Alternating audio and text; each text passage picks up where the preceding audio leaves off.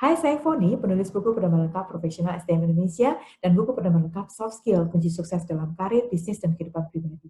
Kali ini saya akan membahas tentang strategi SDM berdasarkan 5 kategori strategi organisasi. Strategi SDM harus berkontribusi pada pertumbuhan bisnis organisasi melalui optimalisasi kinerja para personel di dalam organisasi. Kinerja para personel di dalam organisasi dapat dioptimalkan jika strategi SDM dirumuskan berdasarkan dan mendukung strategi organisasi. Secara umum, strategi organisasi dibagi menjadi 5 kategori, yaitu strategi biaya rendah, strategi diferensiasi, strategi fokus pada pelanggan, strategi keunggulan SDM, dan strategi intim dengan pelanggan.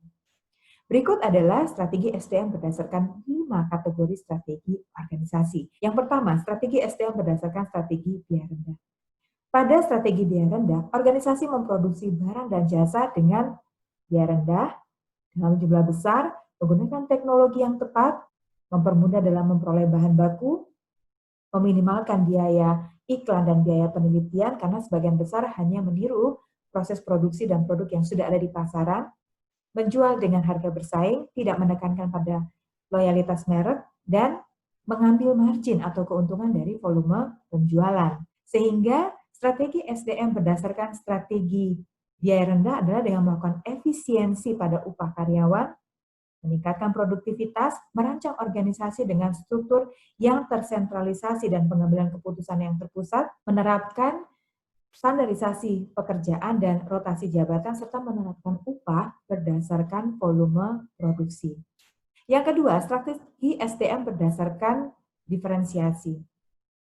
Pada strategi diferensiasi, organisasi memproduksi barang dan jasa secara unik dan memberikan nilai tambah yang sangat tinggi bagi pelanggan, sehingga pelanggan bersedia membayar dengan harga premium. Diferensiasi juga bisa dilakukan pada pemasaran, kualitas, ataupun pada kemasannya, dengan tetap melakukan efisiensi pada hal-hal lain yang tidak terkait dengan diferensiasinya. Sehingga strategi SDM berdasarkan strategi diferensiasi adalah dengan memperkuat Departemen Penelitian dan Pengembangan, memenuhi kebutuhan personel-personel handal di bagian pemasaran, memberikan pelatihan pengetahuan bagi karyawan terkait produk dan nilai kualitas produk, pengambilan keputusan yang terdesentralisasi, serta mendukung karyawan yang langsung berhubungan dengan pelanggan untuk dapat memecahkan masalah dan mengambil keputusan secara cepat dan tepat, serta memberikan jalur komunikasi kepada mereka untuk memberikan umpan balik terkait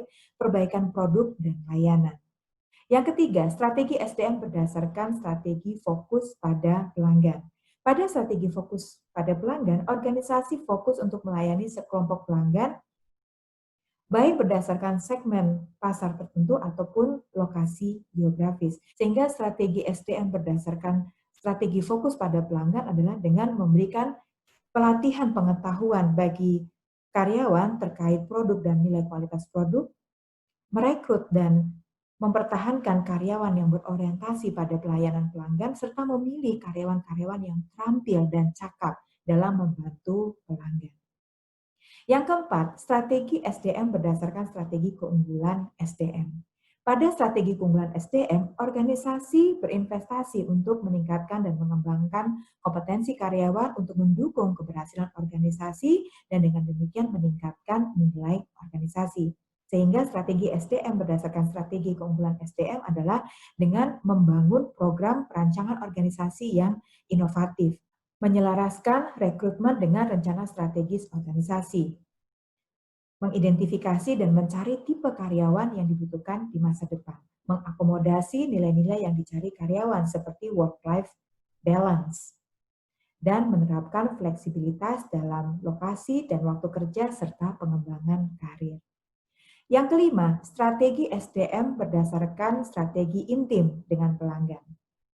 Pada strategi intim dengan pelanggan, organisasi mempelajari pelanggannya terlebih dahulu sebelum menjual kepada mereka, serta melakukan aktivitas mulai dari menawarkan produk sampai dengan menawarkan bantuan secara personal kepada pelanggan.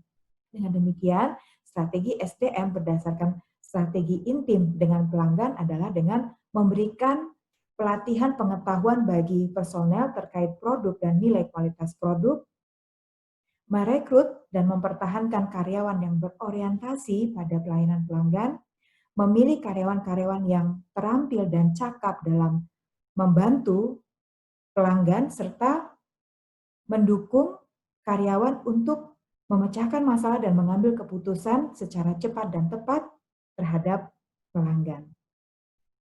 Demikianlah strategi SDM berdasarkan 5 kategori strategi organisasi.